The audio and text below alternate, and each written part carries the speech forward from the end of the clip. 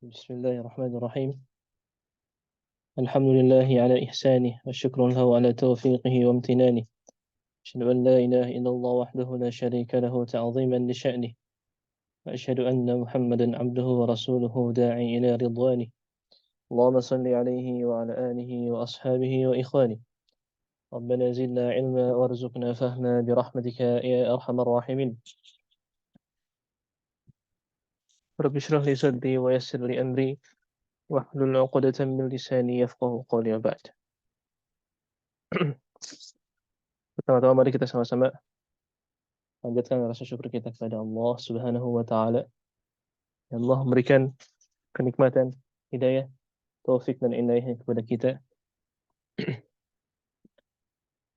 Pada pagi ini kita akan lanjutkan pembahasan matan Tuhfatul Atfal atau penjelasan matan Tuhfatul Atfal. Baik, barakallahu fik. Ya, sebelum Anda lanjut untuk ke penjelasan, di sini ada beberapa yang harus diperhatikan. Yang pertama, insyaallah taala seperti yang sudah kita kerjakan kemarin, insyaallah di setiap akhir halaqah itu ada evaluasi berbentuk soal yang harus dijawab oleh antum semuanya. Nah, berbeda sedikit ya sistem pengerjaannya. Untuk soal evaluasi di setiap akhir halaqah, ya itu nanti kita akan pandu dan pantau begitu ya. Jadi nanti di akhir halaqah itu ada beberapa soal yang harus antum semuanya isi ya dan jawab ya. Jadi nanti kita isinya setiap soal ya jawabnya bareng-bareng ya. Satu soal nanti antum jawab semua, baru Anda kasih soal kedua dan seterusnya. Begitu. Jadi untuk evaluasi ya setiap halaqah itu nanti kita pantau dan kita bimbing sama-sama. Begitu. Itu yang pertama. Kemudian yang pertama ini berlaku ke semua peserta ya. Berlaku ke semua peserta yang hadir tentunya. Bagi mereka yang mau lanjut ke sanad ya, ataupun hanya penjelasan saja. Nah, jadi itu tugasnya berlaku untuk semuanya. Baik. Kemudian adapun tugas resun ya seperti yang sudah dijelaskan oleh Ustadz Agri kemarin. Adapun tugas pembuatan resum yaitu ya meresum setiap bab ya. Meresum setiap bab. Nah, itu hanya untuk mereka yang mau lanjut ke tahap sanad begitu ya. Nanti misalkan kita beres satu bab ya. Nah, baru mereka yang mau lanjut ke bab sanad atau ke takdim sanad tuhfah, mereka membuat resum ya rangkuman berupa tulisan begitu ya. Boleh di atas kertas atau di handphonenya atau di laptopnya begitu ya. Kemudian dibuktikan ya atau diserahkan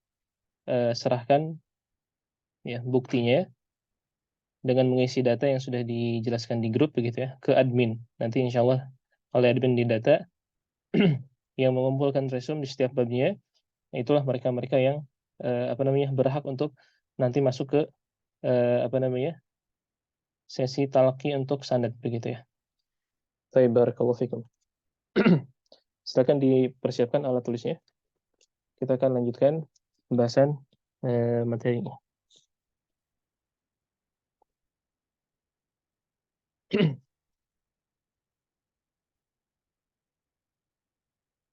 Kalau masih ada yang bingung tentang teknis pengerjaan evaluasi, resume dan sebagainya, boleh nanti kita sama-sama diskusi di akhir.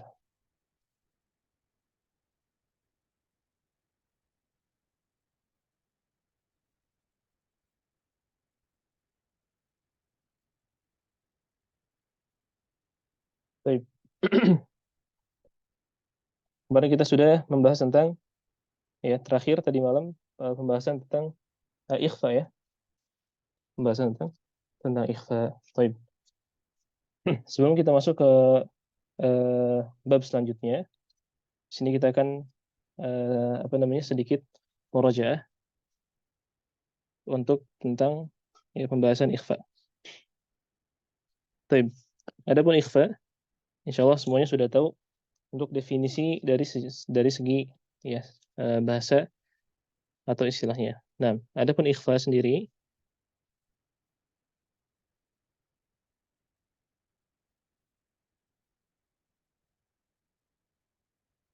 ditinjau dari beberapa sisi.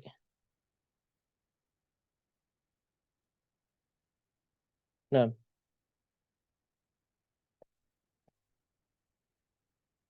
sekurang-kurangnya itu ada dua eh, pembagian ikhfa yang ditinjau dari beberapa sisi. Nah, yang pertama dari sisi kedekatan makhrajnya.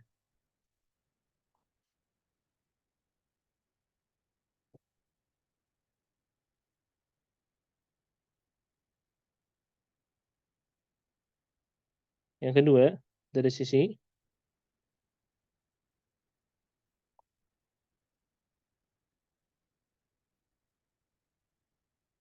tebal tipisnya. Baik, Afwan, kalau yang merasa tulisannya kurang besar ya, itu di zoom ya, bisa di zoom insya Allah. Jadi dibuka di apa namanya? Mungkin layarnya nanti dimiringkan ya, di landscape begitu ya. Kemudian di zoom in ya tentunya. Baik, barakallahu fiik. Ya, jadi ikhfa itu ditinjau dari beberapa sisi. Yang pertama, ikhfa ditinjau dari sisi kedekatan makhrajnya. Kemudian yang kedua, ikhfa ditinjau dari sisi tebal dan tipisnya.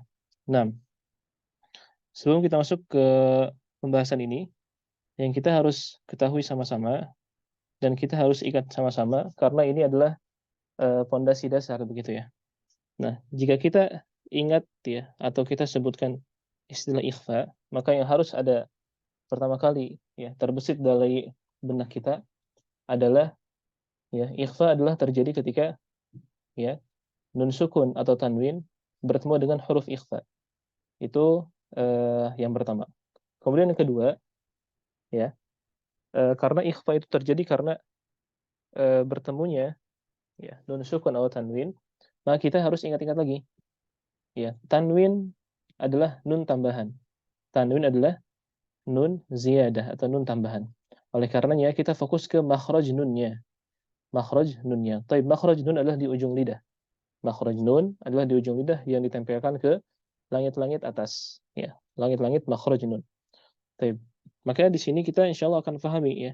Maksud dari bagian pertama ini dari sisi kedekatan makhrajnya maksudnya adalah ya, kedekatan makhraj yaitu makhraj nun gitu ya ke huruf yang akan diikhfakan.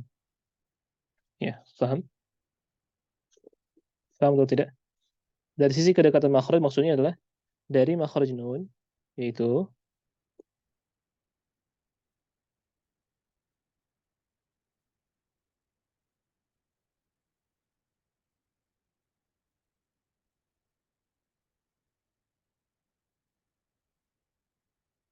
ke makhraj yang akan diikhfakan.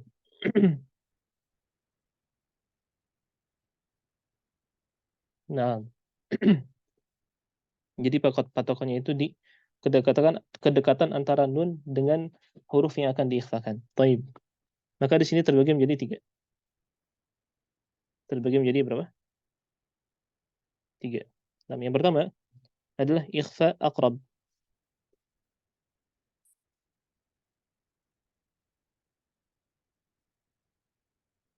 Kemudian ada ikhfa ab'ad. Kemudian ada ikhfa awsat.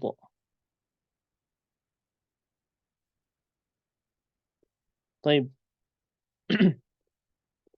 Kenapa disebut dengan ikhfa aqrab? Kenapa disebut dengan ikhfa ab'ad? Dan kenapa disebut dengan ikhfa awsat? Nah, karena kita sudah mengetahui konsep dasarnya, yaitu ini ya yang tadi, yaitu dari makhraj nun ke makhraj yang akan diikhfakan. Maksud dari sisi kedekatan makhraj adalah dekatnya makhraj nun ya karena ikhfa yaitu berbicara tentang makhraj nun begitu ya. Karena definisi dari ikhfa sendiri adalah itu ketika nun sukun atau tanwin bertemu dengan huruf ikhfa yang 14. Baik, maka di sini ya, yang pertama ada ikhfa aqrab. Apa itu ikhfa aqrab? Ikhfa aqrab adalah ikhfa yang paling dekat makhrajnya ya. Ikhfa yang paling dekat makhrajnya.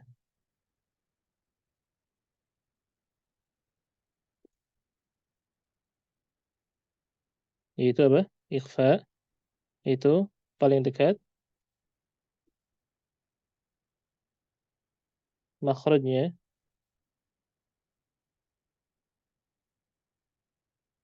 antara nun dan ikhfa. Nun dan ikhfa.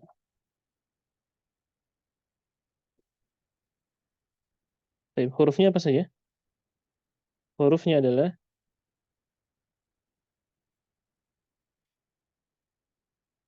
itu to, dal, dan ta. Nah, ini adalah ikhfa aqrab. Yaitu apa? Paling dekat makhrajnya ya. Paling dekat makhrajnya. Ini nya-nya kemana ini? Kembali kemana? Nya ini kembali ke to, dal, ta ya ikhwah. Nah, antum harus pahami. Jangan sampai antum menerangkan paling dekat makhrajnya. Nah, ini nya ini kembali kemana? Ini antum harus tahu. Baik. Itu yang paling dekat makhrajnya itu makhraj to, dal, ta antara nun dan ikhfa. Ya kita ketahui bahwasanya to, dal, ta adalah huruf-huruf ujung lidah. Perbedaan antara to, dal, ta ya dengan huruf nun itu cuma beda sedikit posisinya saja, begitu ya. Nah, adapun kalau to, dal, ta itu ketika nun sukun bertemu dengan apa? Ya, tempat permulaan tumbuh awal ya gigi seri atas. Nah, adapun nun itu di belakangnya. Nah, itu yang pertama. Ini adalah ikhfa aqrab. Adapun ikhfa abad itu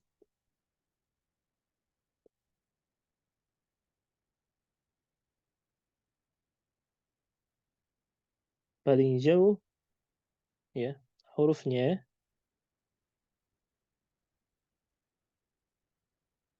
atau makhraj hurufnya sama saja ya. Makhraj hurufnya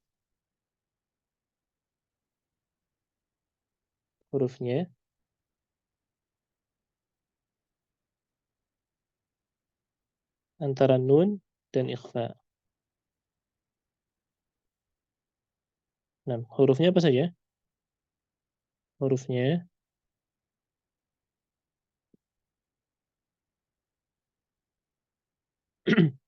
itu qaf dan kaf. Nah, ini juga sama. Nya ini kembali ke qaf dan kaf. Jadi ikhfaban itu yang paling jauh hurufnya atau makhraj hurufnya, nya ini kembali ke mana? Qaf dan kaf. Antara nun dan ikhfa. Baik. Kenapa disebut dengan paling jauh? Ya, kita harus ketahui bahwasanya ya, lidah itu terbagi menjadi ya, kalau dari atas itu terbagi menjadi empat. Afwan, terbagi menjadi tiga. Ada pangkal, ada tengah dan ujung. Nah, nun itu ujung lidah. Qaf kaf itu pangkal. Itu jadi sangat jauh antara nun dan qaf ya. Begitu pula huruf kaf. Maka dimasukkan ke ya pembagian ikhfa abad, yaitu yang paling jauh makhrajnya atau makhraj hurufnya antara nun dan ikhfa. Maksudnya adalah qaf dan kaf itu makhrajnya jauh ya dengan huruf nun. Baik. Kemudian yang ketiga adalah ikhfa ausat. Nah, apa itu ikhfa ausat? Ikhfa ausat adalah ya yaitu pertengahan. Nah, pertengahan. Pertengahan maksudnya apa? Tidak dekat ya antara huruf-huruf ikhfa ausat dengan huruf nun itu tidak dekat ya, tetapi tidak jauh juga. Jadi ini pertengahan. Nah, hurufnya apa saja?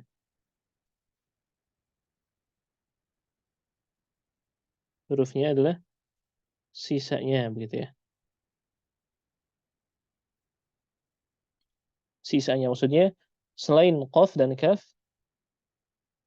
dan juga selain ta dan ta. Kita kasih pengecualian selain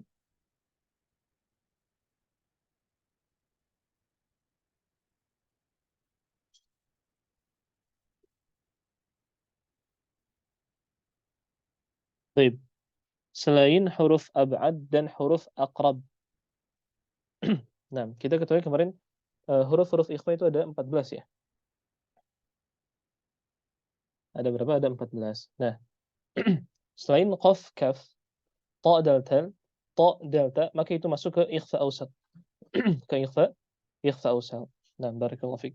Ini adalah ikhfa yang ditinjau dari segi ya, kedekatan makhrajnya. Kedekatan apa? Makhrajnya. Sampai sini semoga bisa difahami. Baik. Kemudian ikhfa juga ditinjau dari sisi ketebalan dan tipisnya atau tebal tipisnya. Nah, maka ikhfa ketika ditinjau dari sisi tebal dan sisi tipisnya, maka terbagi menjadi dua. Nah, tentunya kondisi tebal dan kondisi apa? Tipis.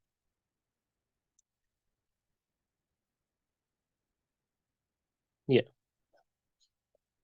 Sebelum kita masuk ke tipis, ya, kita masuk dulu ke huruf yang tebal. Tebal maksudnya apa? Yaitu ketika bertemu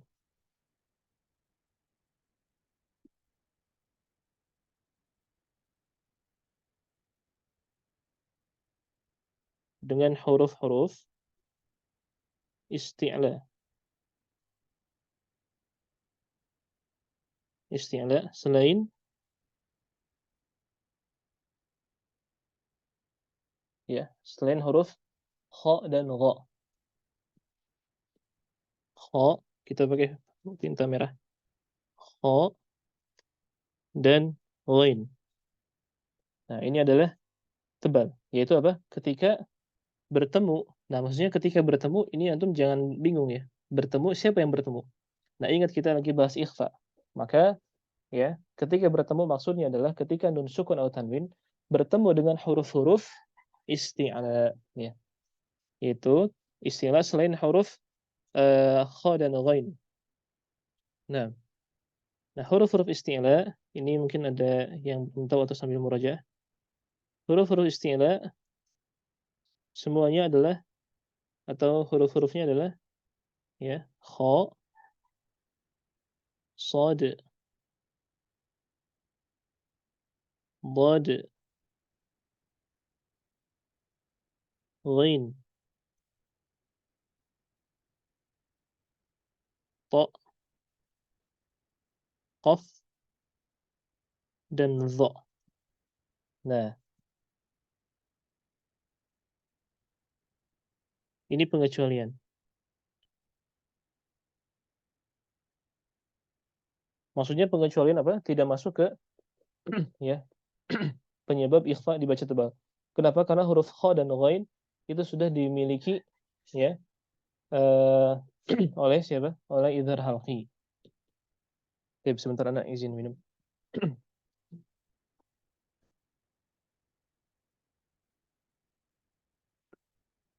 Nah, oleh karenanya ketika nun sukun atau tanwin bertemu dengan huruf-huruf isti'la selain kha dan ghain, yaitu huruf shad, dad, ta, dha dan qaf, maka itu harus dibaca dengan tebal. Contohnya,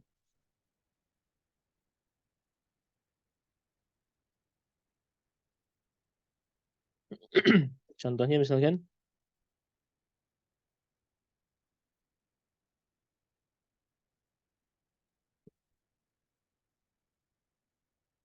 afwan.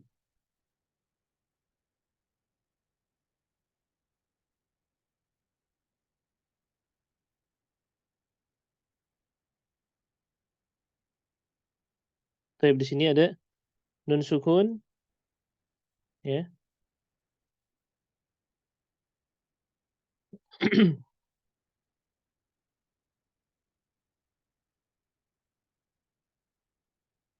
Baik. Sekali lagi, lihat lagi.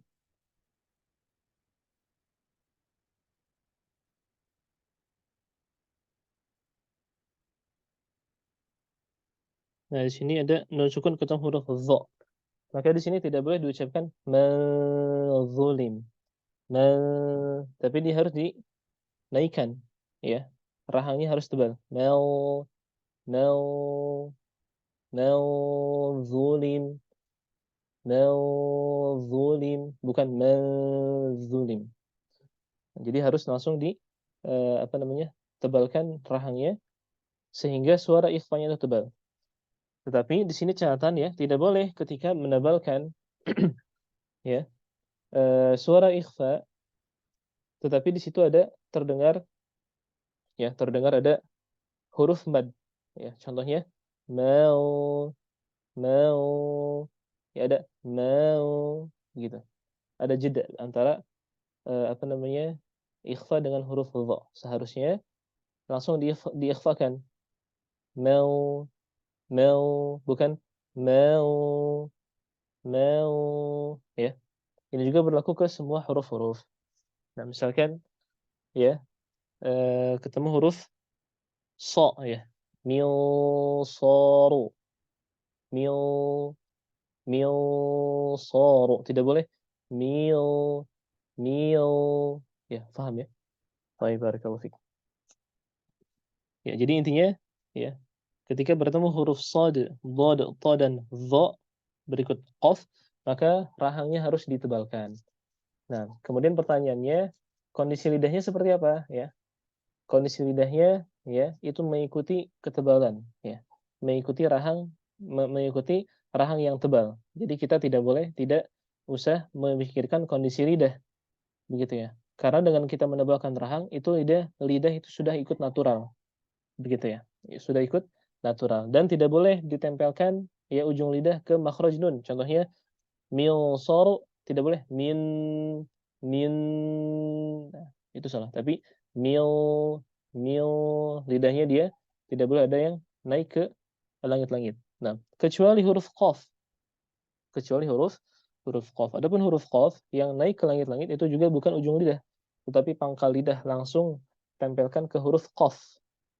Langsung tempelkan ke huruf qaf. Nah, pertanyaannya kenapa huruf qaf langsung ditempelkan? Ya, kenapa huruf qaf langsung ditempelkan? Ya, karena huruf qaf itu masuk ke dalam ab'ad, begitu ya. Makanya harus langsung ditempelkan. Min qabl, min qabl. Tidak boleh mil, tapi min qa, min qabl. Ya, barakallahu fiik. Semoga bisa difahami. Sekarang kita tipis ya. Adapun tipis yaitu ya,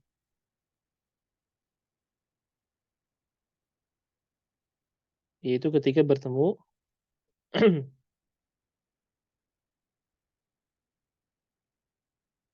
huruf-huruf yang tipis atau istifal. Ya, baik.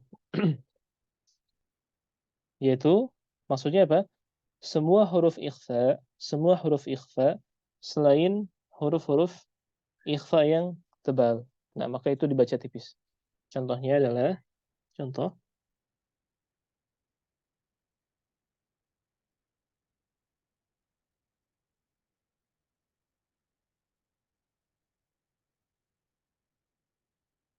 huruf ta misalkan ya. Antum, antum. Ya, ini tidak boleh dibaca l, tapi dia tipis. Antum, antum. Ya. Atau misalkan huruf dal. Andada. Ya. Andada. Bukan L. Tapi dia tipis. Andada. Baik, barakallahu fiik. Ya, Anda rasa cukup untuk penjelasan ikhfa yang ditinjau dari beberapa sisi. Masya Allah, sudah berapa ini? 27 menit ya. Khair insyaallah. Tapi silakan yang mau screen boleh ya untuk bahan murojaah.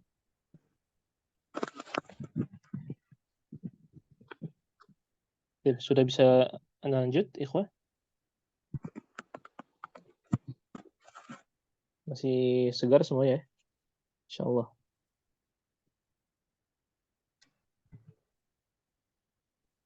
Ya, sudah bisa dilanjut? Mungkin ada satu perwakilan. Ustaz. Iya.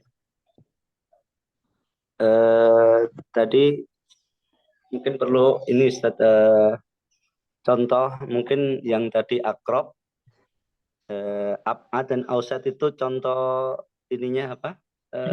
Talakinya Ustaz. Maksudnya itu posisi lidah posisinya di mana Ustaz? Kayak yang akrob itu posisinya gimana? Iya. Ausat terus ini Ustaz. Iya. Afan. Ya, Masya Allah, barakallahu fiik.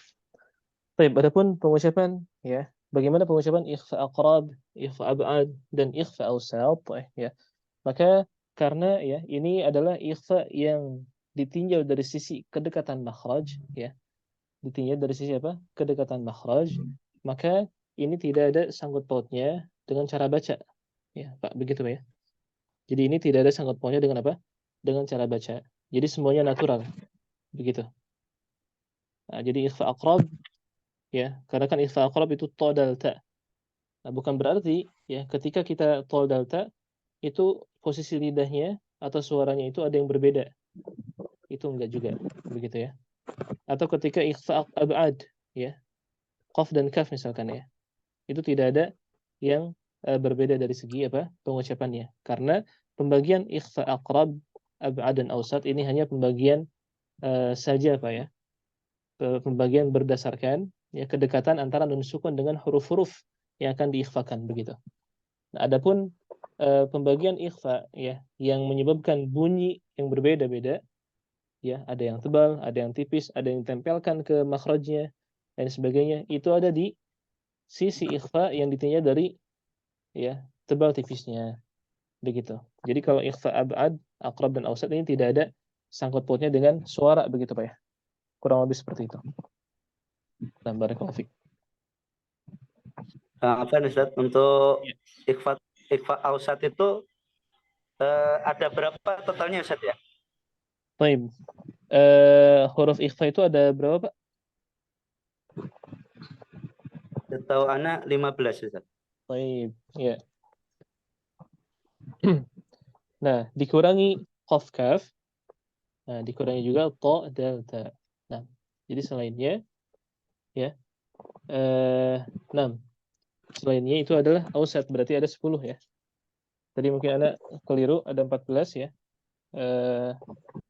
Apa namanya? Ikhfa itu ada 15 ikhfa ya. Qaf kaf, ta dal ta. Nah, dikurangi itu. Maka sisanya semuanya ausat. Tetapi sekali lagi, ausat abad aqrab itu tidak menyebabkan perbedaan pengucapan di ikhfa. Karena ikhfa itu apa namanya? Pengucapannya akan berbeda ketika ditinjau dari segi tebal tipisnya. Itu yang pertama. Kemudian yang kedua, dari jalur periwayatan begitu ya. Dari jalur apa? Periwayatan. Jika misalkan seorang membacakan kepada gurunya yang mana gurunya itu membacakan Al-Qur'an seluruhnya itu dan mempelajari kaidahnya itu ke gurunya yang mana gurunya mengikuti jalur periwayatan Syam begitu ya. Maka di situ ada catatan-catatan tersendiri. Ya. Atau misalkan mengikuti jalur periwayatan ke Mesir begitu ya. Maka itu ada catatan-catatan tersendiri. Tapi kita tidak bahas di sini. Ya, karena perbedaan itu ada di segi periwayatan dan hanya didapatkan ketika talaqi begitu ya. Adapun yang kita bahas ya ditinjau dari segi kedekatan makhraj, dari sisi tebal tipisnya, ini sebagai teori ya, sebagai apa? Teori. Nah, maka siapa yang mau apa namanya? Lebih dalam lagi tentang ikhfa ya, maka hendaknya dia bertalaki ke guru yang memiliki jalur periwayatan.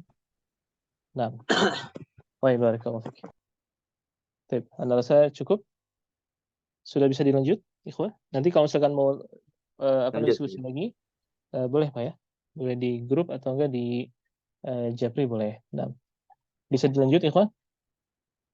Ya, lanjut Ustaz. Lanjut ya. Masih semangat ya. Ini masih ya momen-momen libur ya.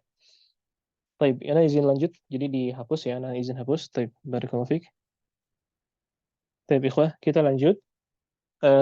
Tapi sebelum Ana lanjut ke bab selanjutnya, ya, sedikit Ana mau kasih apa namanya? Catatan ya dan resum begitu ya atau gambaran umum. Nah,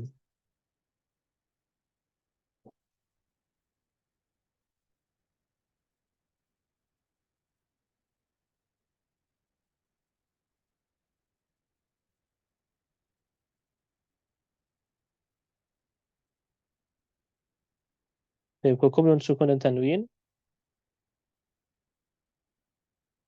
ini mungkin ada beberapa ikhwah yang bingung ya resum seperti apa ya.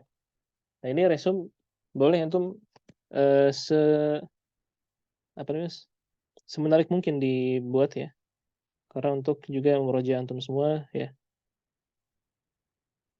Adapun modelnya itu boleh apa namanya? Berupa bagan ya. Tabel boleh ya. Bebas ya. Intinya membuat resum. Tapi ini khusus untuk orang-orang yang mau masuk ke jalur atau masuk ke sesi nanti sanad insyaallah. Baik. Hukum dan sukun dan tanwin seperti yang kita ketahui itu ada izhar,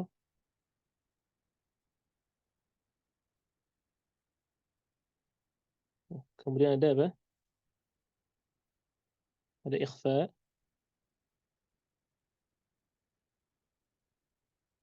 kemudian ada iqlab atau qalb sama saja. Kemudian ada idgham. Naam. Nah, izhar itu terbagi menjadi dua. Ada yang halqi, ada yang mutlak. Ya. Ikhfa,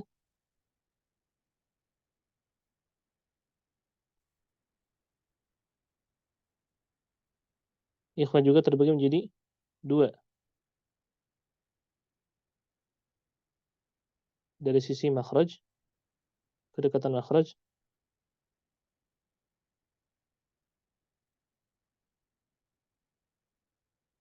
dan tebal tipis.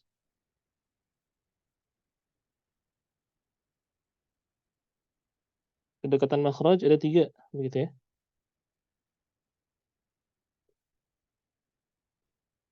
Ada abad,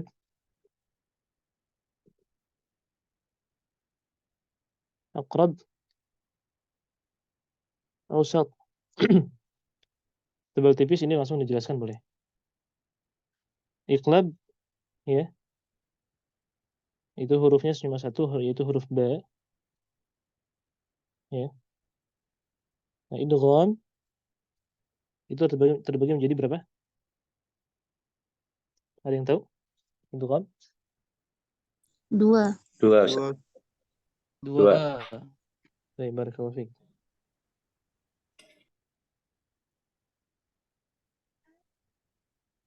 Ada yang bi gunnah,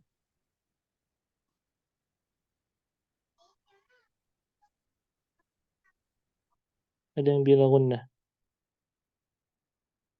Baik. Kemudian yang bila gunnah itu terbagi lagi menjadi dua ya.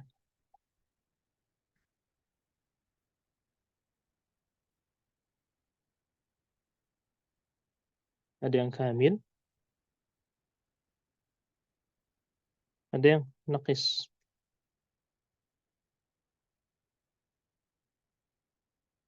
Nah,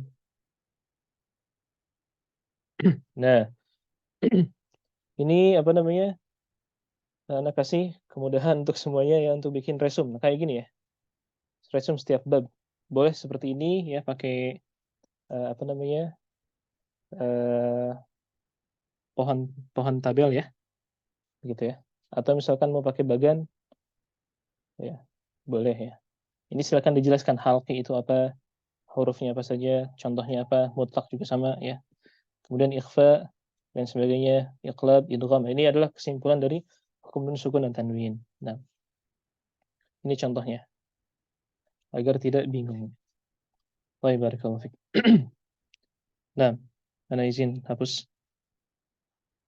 Baik, kemudian kita lanjut.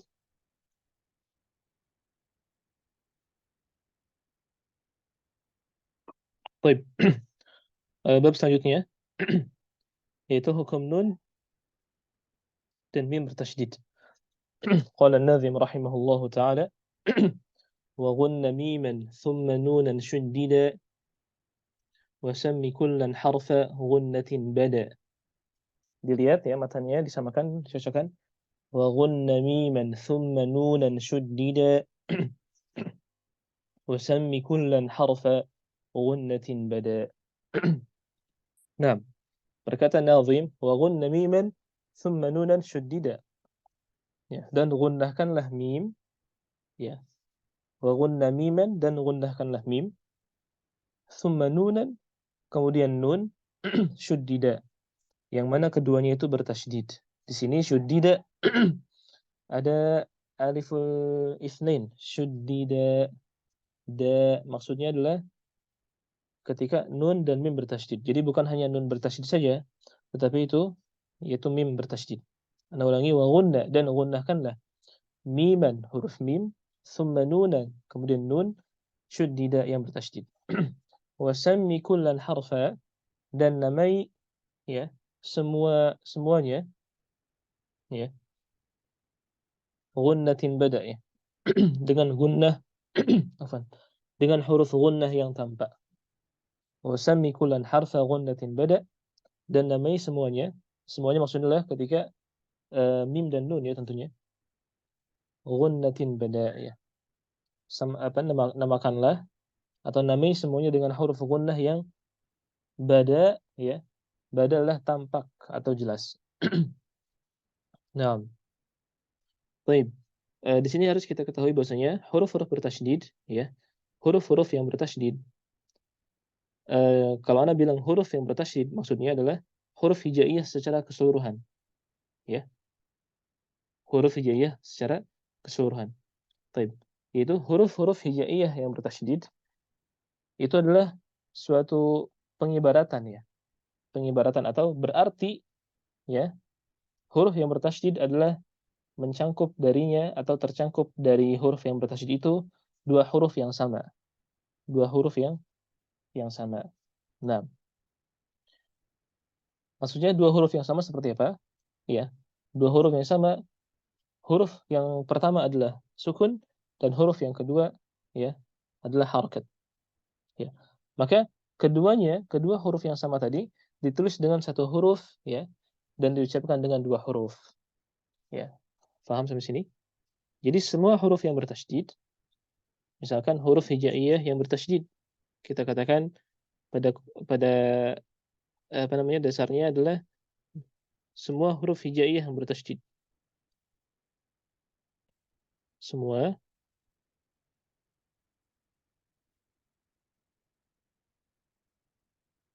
yang bertasydid.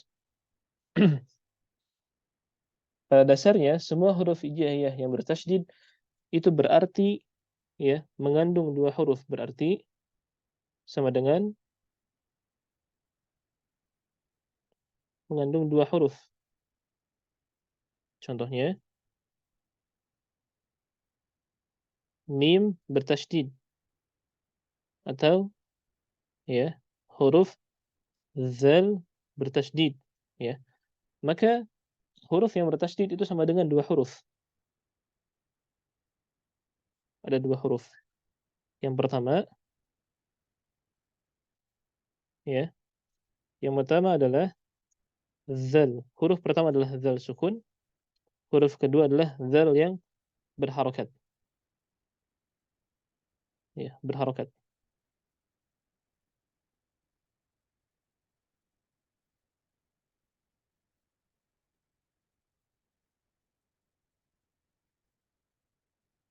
Harokatnya semua harokat ya.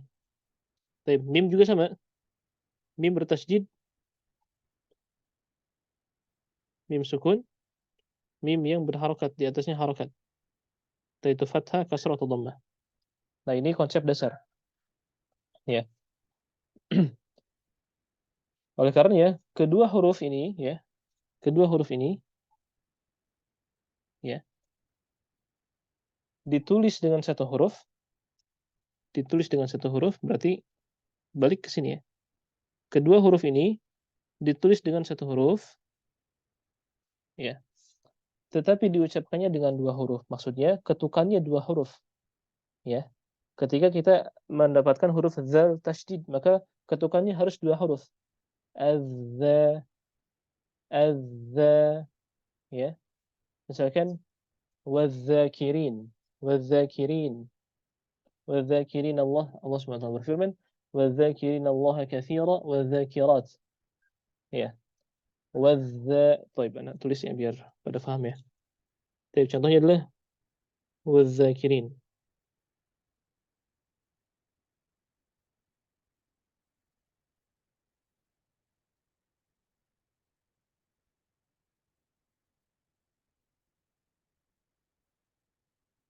Baik, di sini ada huruf zal tasydid. Ya. Baik, ketika kita baca wadzakirin, ya, maka huruf zal harus dibacakan dengan dua huruf, ya. Wazza, wazza. Dua hurufnya mana? Satu huruf zal itu adalah z, ya. Atau kita bedah lagi, misalkan huruf zal, bagaimana kita mengetahui ketukan suatu huruf ya. Bagaimana kita mengetahui ketukan satu huruf? Cara mengetahuinya adalah ya dengan disukunkan, kemudian sebelumnya dikasih hamzah yang berharokat. Contohnya az, az, atau iz. Baik, kita kasih misalkan az, ya. Baik, di sini kita lihat az, latihannya ya. Az. Baik, setelah kita latihan az, kemudian hamzahnya dihapus menjadi z, z. Baik, adapun zal tasydid sama dengan dua huruf. Maka ada dua zal. Z, z. Ketukannya gimana? Z, z. Maka wadzakirin bacanya wadza, wadza. Kalau kita apa namanya ya digerak lambatkan wa z, z, za, ya, wa z, z, wa z, z, wa za. Ya, sampai sini paham? Jadi ketukannya itu harus dua ketukan. Begitu. Nah, tidak boleh terlalu cepat. Wadzakirin, wadzakirin. Atau terlalu lama. Wadza, wadza. Itu terlalu lama. Jadi dia harus apa? Disempurnakan. Wadza, wadza. Nah, karena dua huruf. Wa, z, z. Ya, jadi wadza. Nah, barakallahu fiik. Tapi ini adalah contoh huruf zal tasydid. Baik. Kemudian di sini bagaimana dengan huruf ya mim dan nun bertasydid? Maka kita katakan huruf mim dan nun bertasydid sejatinya mereka juga ya, atau kedua huruf itu mengandung dua huruf yang sama. Sama kaidahnya. Huruf pertama sukun, huruf kedua harokat. Tetapi catatannya hanya saja nun dan mim itu mempunyai sifat yang namanya gunnah. Sifat yang namanya apa? Gunnah. Nah, memiliki sifat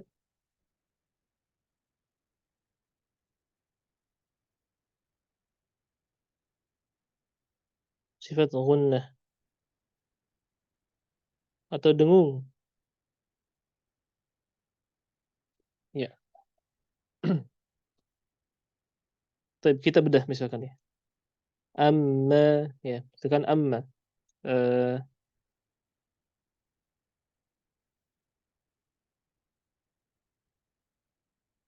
Contohnya yang mudah ya, amma yatasaalun.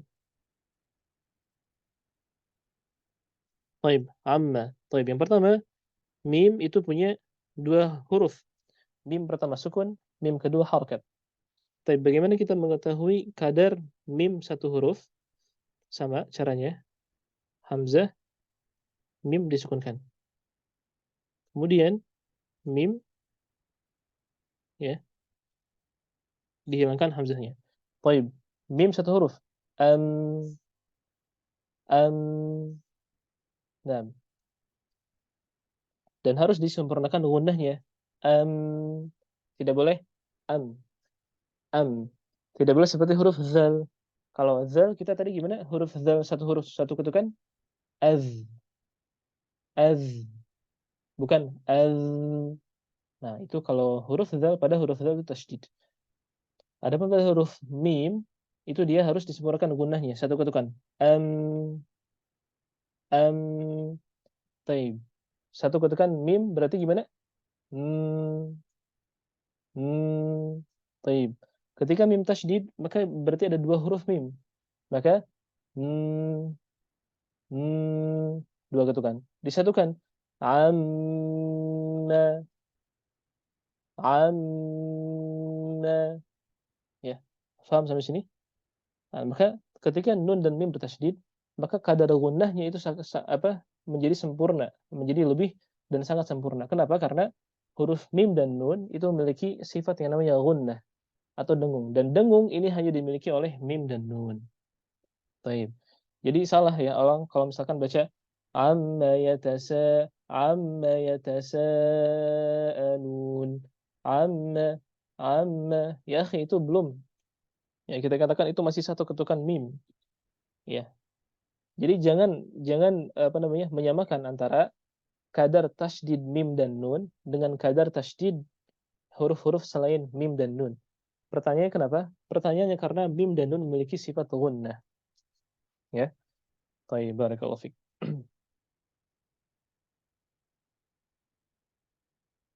Baik. Kemudian yang Anda sampaikan adalah di sini adalah ada apa namanya? Tingkatan gunnah. Tingkatan apa? Tingkatan gunnah. Nah,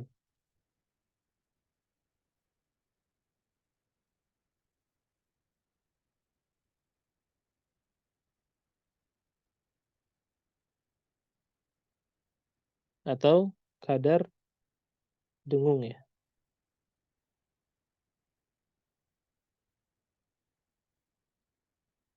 Kadar apa? Kadar dengung.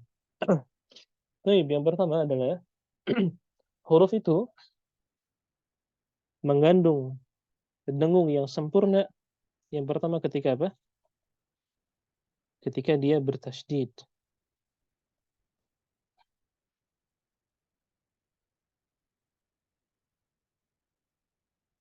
Bertasydid atau idgham bi gunnah.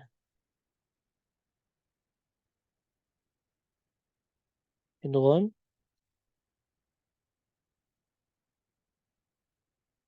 bi gunnah.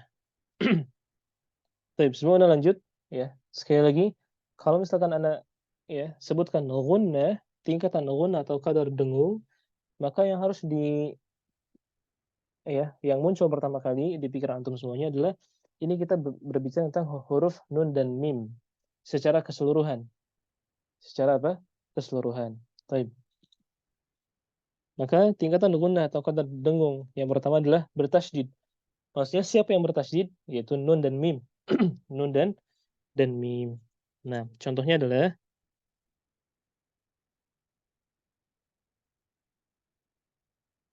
tadi ya, amma, atau misalkan anna.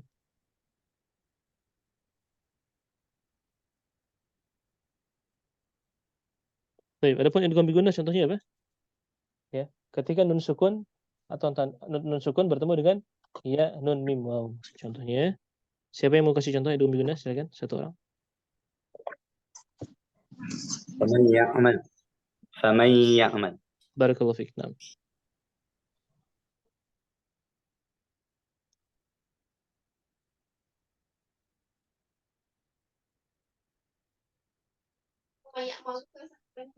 Baik.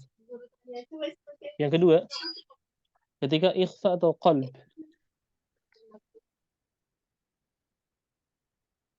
Miwara. Ya, wow ya. Baik, ikhfa. Silakan yang mau kasih contoh ikhfa. Ikhfa bebas ya. Ah? Ikhfa ada yang mau kasih contoh ikhfa? Antum. Apa, Pak? Antum. Antum, barakallahu fiik. Qalb, silakan. Qalb. Enggak di sini. Nah, barakallahu fiik.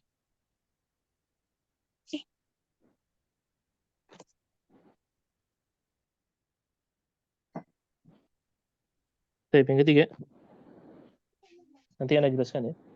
Izhar. Atau keadaan sukun. Silakan yang mau kasih contoh.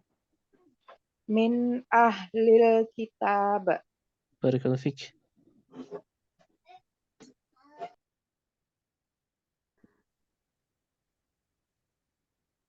Nah, terakhir ketika berharakat.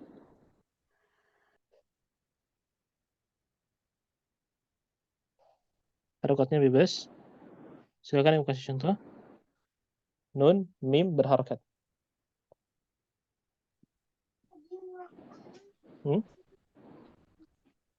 Ayo. Mim. Mim, nun. Kasih contoh satu kata yang mana mim dan nunnya itu berharakat. Fathah, kasrah, dhammah. Silakan. Minallah. Minallah. Barakallahu fiik.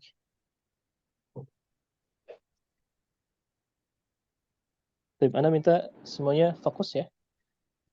Baik, kita katakan tadi semua huruf yang atau semua huruf hijaiyah yang bertasydid itu sama dengan mencangkup di dalamnya dua huruf. Huruf pertama sukun dan huruf kedua harakat. Baik, tinggal dibagi ya, dibagi menjadi dua. Mana huruf yang mengandung gunnah, mana huruf yang tidak mengandung gunnah. Paham sampai sini? Ya, jadi meskipun kaidahnya dua huruf ketika tasydid, tapi kita bagi lagi mana yang mengandung gunnah, mana yang tidak mengandung apa? Gunnah. Baik. Contohnya tadi yang tidak mengandung gunnah huruf zal. Maka huruf zal satu ketukannya adalah az. Z. Dua zal z. Z. Wazza. Wazza. Itu dua ketukan zal tasydid. Dan ini berlaku ke semua huruf hijaiyah yang bertasydid ya, yang tidak mengandung gunnah atau selain mim dan nun. Baik, adapun ketika mim dan nun bertasydid, maka satu ketukan mim seperti apa? Caranya gimana? Mim disukunkan. Maka dua mim atau mim tasydid sama dengan dua mim. Berarti anna ya, atau anna yatasaalun.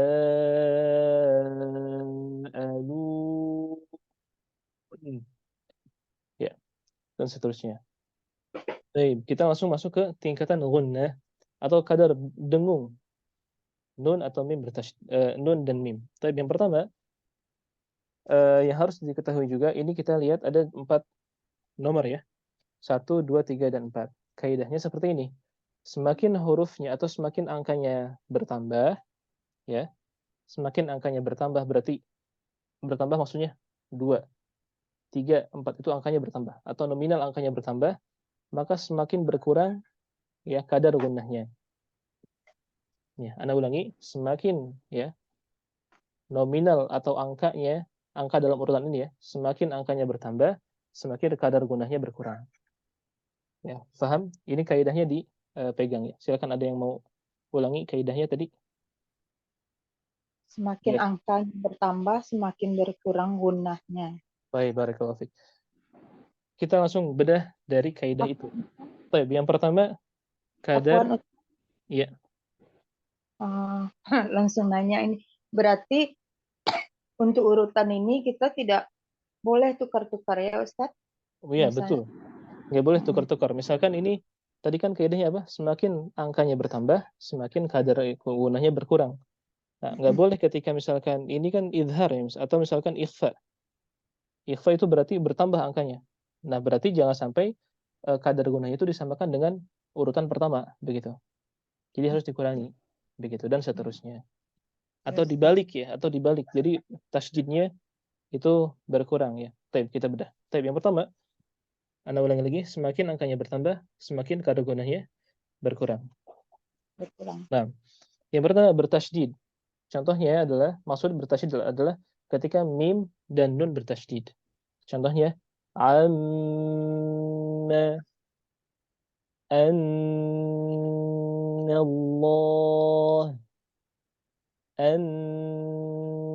annallah. Di sini ada mim tasydid dan nun bertasydid. Ya, kaidahnya sama. Mim dan nun bertasydid yaitu berarti dua huruf. Mim pertama sukun, mim kedua harakat. Taib. Kemudian idgham bi gunnah. Idgham bi gunnah ketika nun sukun bertemu huruf bi gunnah ya. Sudah dibahas. Faman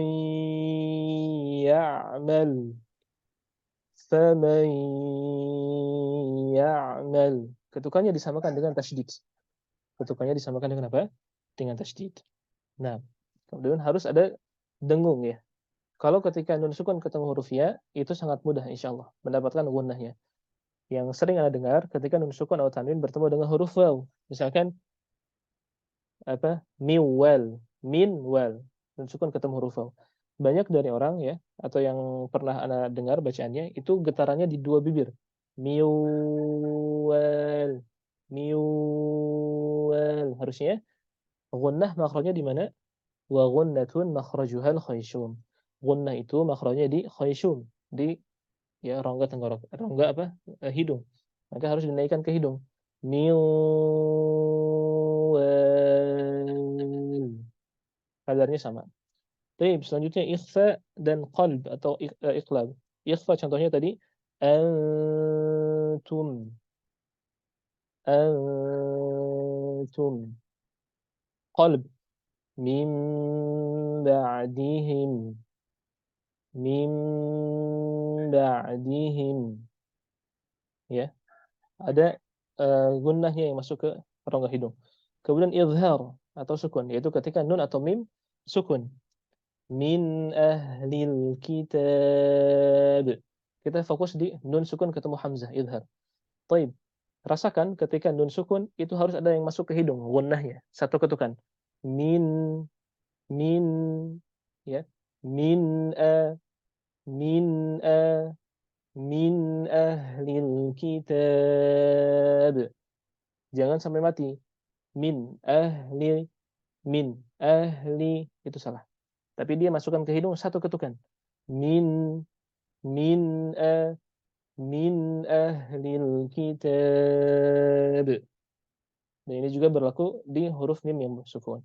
Tapi kemudian yang keempat, nah ingat ya kaidahnya, semakin ya angkanya bertambah, berkurang pula kadar gunahnya. Yang terakhir ketika mim atau nun berharokat. Minallah. Minallah. Baik. Tanpa sadar ketika kita mengucapkan mim dan nun berharokat, ya, kita juga sudah masukkan kadar gunahnya yang sedikit itu masuk ke hidung. Mi, coba antum ucapkan mina, ya. Terus jarinya itu ditempelkan di hidung. Ada getaran atau tidak? Mina, atau jangan dua huruf, satu huruf saja. Mi, ya. Di hidung ada getaran sedikit. Kalau ada getaran sedikit itu adalah kadar dengung pada mim dan nun yang berharokat. Mi atau nu ada sedikit. Jangan banyak-banyak, jangan mina atau hilang mi, tapi harus mi. Nah, minallah dan seterusnya. Taib. Kemudian meskipun tadi kaidahnya adalah semakin angkanya bertambah semakin berkurang kadar gunahnya, tetapi jangan diartikan bahwasanya misalkan nun tasydidnya atau mim tasydidnya kadarnya kita katakan ya, kalau kita pindahkan ke angka ya, tapi ini angka tidak pasti ya. Angkanya tidak pasti. Misalkan kita katakan 4 ya. Kita katakan apa? 4. Nah, bukan berarti ikhfa itu dan qalb itu 3, idhar sukun itu 2, barokah itu 1 ya. Nah, ini jangan diartikan seperti ini. Atau sebaliknya misalkan mim bertasydid 3 ya. Maka iqlab itu berarti berapa? 2. Idhar sukun, harokat 0. Nah, enggak gitu ya. Karena gimana? Terus gimana kita dapat ketukan tasydid, idgham bigunnah dan seterusnya? Ya, pertama itu dengan talaqi. Dengan apa? Dengan talaqi. Karena ketika kita talaqi, kita tahu kadar gunnah yang pas seperti apa? Apakah terlalu banyak atau terlalu sedikit? Ya, atau sebaliknya. Nah, karena dengan talaqi, ya, ketika talaqi kita tahu, oh kadar gunnah kita atau kadar idgham kita itu terlalu banyak atau terlalu kurang. Nah, di situ kita akan bisa ya merumuskan sendiri. Tasydid dan idgham itu kadarnya segini. Ikhfa qalb itu segitu ya. Idhar sukun itu segini segitu, terus apa lagi? Kalau bahasa Sundanya sakia gitu ya. Dan seterusnya ya. Nah, intinya kadar gunnah itu bisa didapatkan ya atau bisa dirumuskan oleh seseorang itu ketika dia talaqi. Ketika dia talaqi. Terus pertanyaan gimana orang yang nggak bisa talaqi begitu kan? Tidak ada kesempatan untuk talaqi dan sebagainya. Ya, maka kita ya apa namanya? Guru kita memberikan apa namanya? Di sini istilahnya angka ketukan. Tapi lagi-lagi angka ketukannya tidak pasti. Karena ketukan setiap orang itu berbeda. Apalagi kalau menghitungnya dengan hitungan jari. Itu sangat berbeda sekali. Ada orang yang menghitung dengan jari cepat ya. Nah, itu repot ya. Ada orang yang menghitung dengan jari terlalu lama ya. Itu juga repot ya. Karena hitungan jari itu relatif ya. Tidak semua refleksnya itu ketika menghitung sama rata gitu. Tapi kalau ketika talaki ya itu sifatnya bukan relatif tetapi dia sudah mutlak ya. Ketukannya seperti itu. Baik, kita katakan misalkan tasydid dan idgham ketukannya 3 huruf atau 3 huruf mim. Nah, maka ikhfa itu bukan berarti 2 pas ya, tetapi 2, sekian. Karena kadar tasydid ya dengan ikhfa itu bedanya tidak jauh beda begitu ya. Perbedaannya tidak jauh. Tapi perbedaannya hanya sedikit saja tipis. Begitu pula ya apa namanya? Idhar sukun dengan harokat. Idhar atau nun sukun dan harokat itu sama. Perbedaannya itu hanya tipis sekali. Nah, maka ya tidak apa tadi kita katakan misalkan tasydid itu 3 harokat. Ya. Maka ikhfa itu bukan berarti 2 ya, tetapi 2, sekian begitu ya. Tapi Anda ketekankan lagi perhitungan ya angka ini ya, itu tidak pasti, relatif begitu ya. Jadi bagaimana solusinya? Solusinya bertalaqi, mengambil bacaan dari guru, membacakan atau mendengarkan bacaan dari guru yang mutqin begitu. Apalagi yang bacaannya sudah terstandar begitu ya. Barakallahu fik. Ya, Ana rasa cukup sampai sini pertemuannya. Ya, ternyata cuma dapat 1 bait ya. Qadarullah. Ya, silakan yang mau screen gambarnya boleh.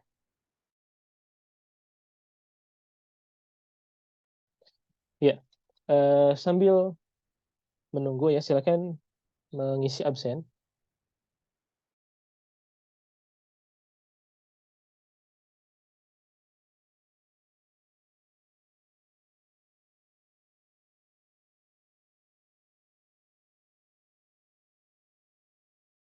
Oke, sambil menunggu absen,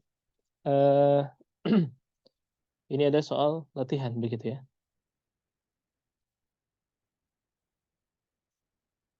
Soal latihannya tidak banyak.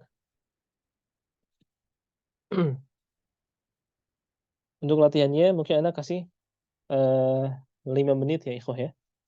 5 menit. Mungkin ada 1 orang yang bersedia jadi apa namanya? Yang bersedia menulis soal ya. Nanti di soalnya di share di room chat Zoom. Ya. Nanti Anda sampaikan soalnya. Nanti silakan semuanya mengerjakan serempak begitu. Nanti Anda akan tunggu begitu. Ya, silakan ada yang bersedia untuk menulis soalnya di room chat Zoom? Satu orang?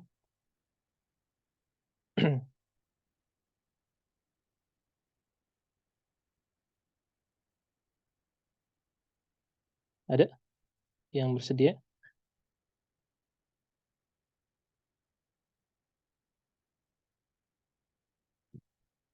Baik, kalau tidak ada, Ustaz. oh ada ya. Baik, silakan antum tulis di room chat Zoom. Semuanya fokus ke room chat Zoom ya. Nanti dilihat soalnya apa saja, baru dikerjakan. Boleh dikerjakannya di kertas, di atas kertas, di laptop boleh, atau enggak di catatan handphone juga boleh. Baik, yang pertama pertanyaannya adalah, ya, yang pertama pertanyaannya adalah, ini pertanyaan tentang yang kita bahas hari ini ya. Yang kemarin-kemarin kita tidak bahas. Baik. Pertanyaan pertama adalah, apa arti dari gunnah? Berikan contohnya.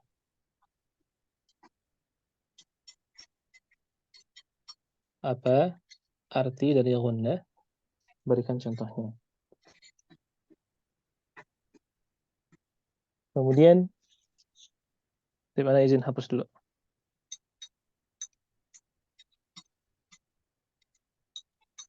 Apa arti dari gunnah? Berikan contohnya sudah. Tapi yang kedua,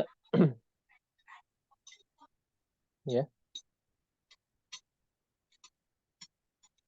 Apa pengertian dari ikhfa ab'ad? Sebutkan hurufnya beserta contohnya. Apa pengertian dari ikhfa ab'ad? Sebutkan hurufnya beserta contohnya. Baik. Yang ketiga, sebutkan 2 huruf gunnah. Yang ketiga, sebutkan 2 huruf gunnah. Yang keempat,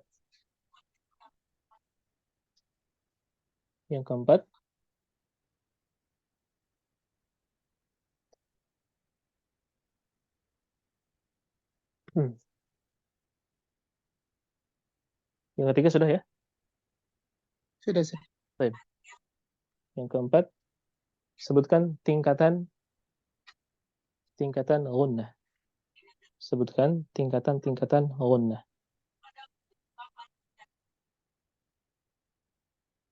Yang kelima, sebutkan kaidah tentang tingkatan gunnah.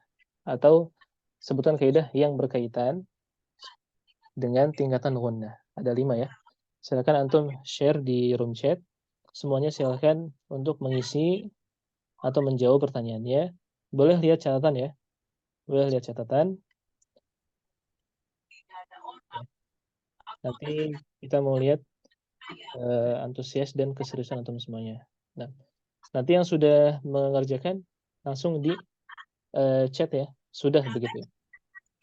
Di ini. Ulangi nomor 5, Ustaz. Baik, Ustaz, aman. yang kelima, sebutkan kaidah. Tadi kan Anda mengulangi kaidah berulang-ulang kali ya. Sebutkan kaidah yang berkaitan dengan tingkatan gunnah. Sebutkan kaidah yang berkaitan dengan tingkatan gunnah. Silakan diisi. Waktunya kurang lebih 5 menit.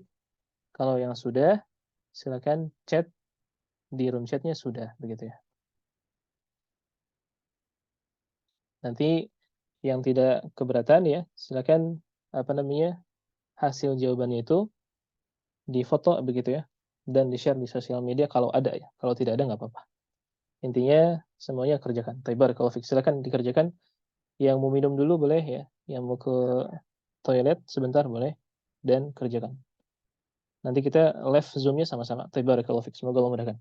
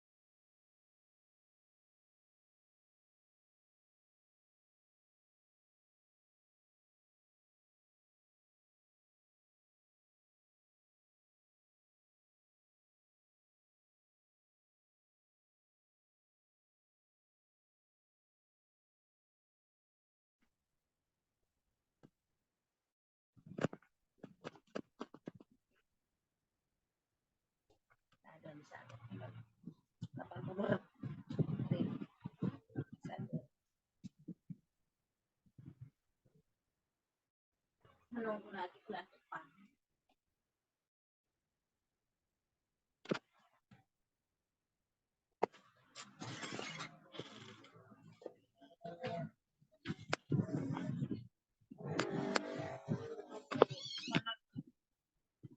Bilang bisa kan sudah terima, kita nggak terima satu belum dikasih.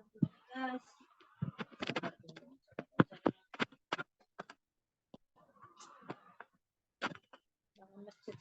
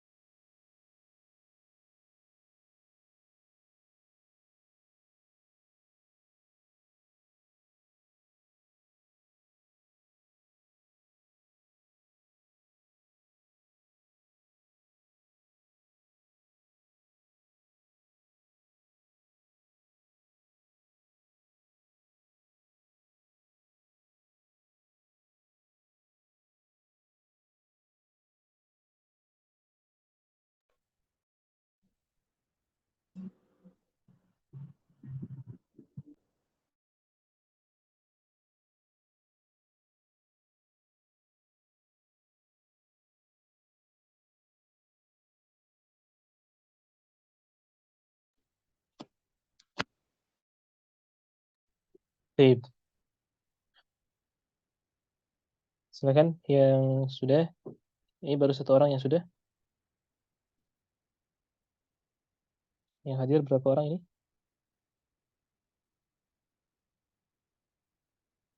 Baik. Ya, ada kendala? Boleh yang ada kendala? Belum paham? Silakan ditanyakan. Tapi jangan tanyakan jawabannya. Mungkin apa namanya? Pertanyaan yang menggiring kepada jawaban boleh. Tapi kalau untuk jawabannya nggak boleh.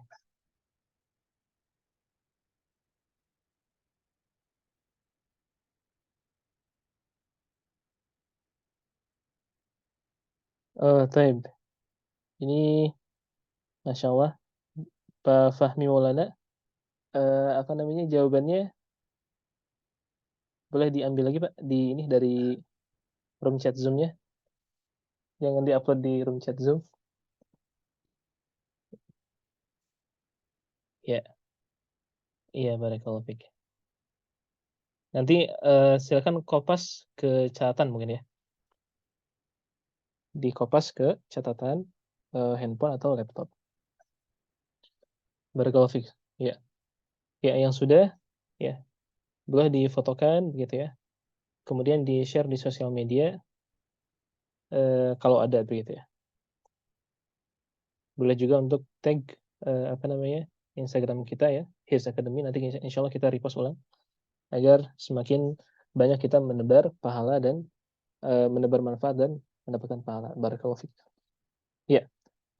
Alhamdulillah sudah beres 2 bab. Afwan 3 bab ya. Muqaddimah, nun sukun dan tanwin, dan nun mim tasydid. Baik, untuk yang mau lanjut ke apa namanya? Ke sesi talaqi pengambilan sanad, maka tugas yang dibebankan untuk dia untuk membuat resume. Resume jangan dianggap berat ya. Tadi sudah Anda kasih contoh sedikit ya. Yang penting simple, mudah difahami ya, dan dikerjakan. Intinya dikerjakan. Ya, jadi Anda Apa ulangi. Ustaz? Ya, silakan. Resume itu dikirim di grup WhatsApp atau memang di itu Ustaz? Untuk resume ya. Jadi sebelum Anda jawab, Anda ulangi dulu ya. Jadi sekali lagi untuk pengerjaan resume ini Anda ulangi, ini bukan untuk semua peserta ya, tapi semua yang mau masuk ke sesi sanad. Begitu ya. Atau mau mengambil sanad Tuhfatul Atfal ya. Yang mana insya Allah sanad ini bisa digunakan untuk mengajar antum dimanapun insya Allah bisa. Apalagi sudah antum kantongi syarahnya begitu ya, dan ujian-ujiannya dan sebagainya. Tapi untuk teknisnya, antum bikin resume-nya, bikin resume bebas ya bentuknya, mau tulisan, mau bagan atau tabel, intinya yang mudah bagi antum itu apa, itu kerjakan.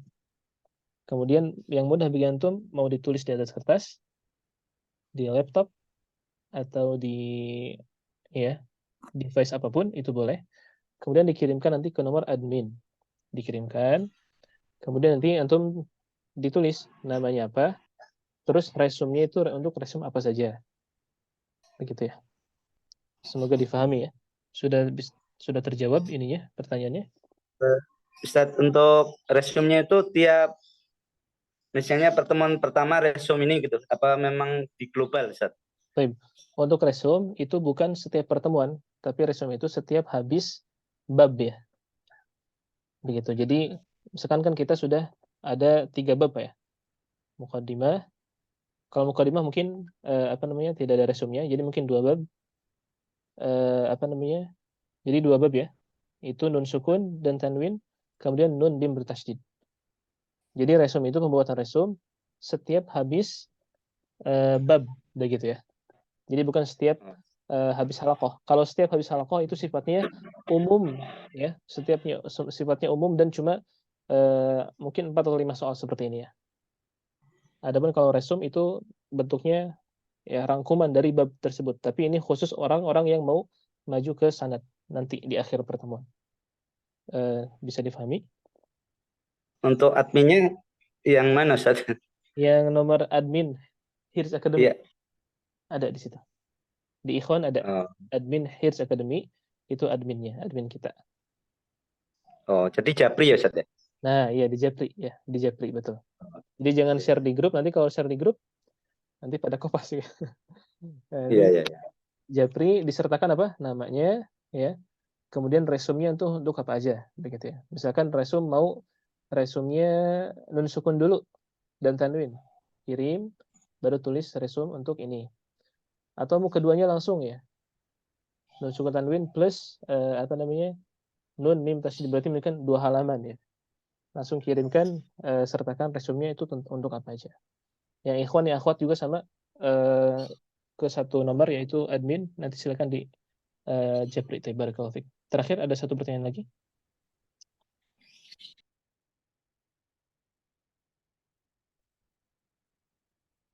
Ya, sudah cukup? Ya, semoga Allah mudahkan. Ya, semoga Allah Subhanahu wa taala menjadikan apa yang kita ucapkan dan apa yang kita lakukan itu semuanya ikhlas mengharap wajah Allah Subhanahu wa taala. Semoga Allah Subhanahu wa taala ya menanamkan kepada kita semangat untuk terus memperdalami dan mempelajari ilmu syar'i, apalagi ilmu-ilmu yang berkaitan tentang Al-Qur'an, dan semoga Allah Subhanahu wa taala menambah ketakwaan kepada kita. Semoga Allah Subhanahu wa taala menghindarkan kita dari dosa-dosa yang kecil, yang besar, yang tersembunyi atau yang ada di depan mata kita. Semoga Allah SWT menjadikan keluarga kita keluarga yang cinta akan Al-Quran, mengamalkan Al-Quran, bisa mengajarkan Al-Quran dan mendakwahkan Al-Quran. Dan semoga Allah SWT mengumpulkan kita nanti di surganya kelak tanpa hisab dan tanpa azab. Jazakumullahu khaira. Barakallahu fiikum. Subhanakallahumma wa bihamdika asyhadu an la ilaha illa anta astaghfiruka wa atubu ilaik. Assalamualaikum warahmatullahi wabarakatuh. Insyaallah nanti malam dilanjut lagi belajarnya. Barakallahu fiik. Jazakallahu khairan.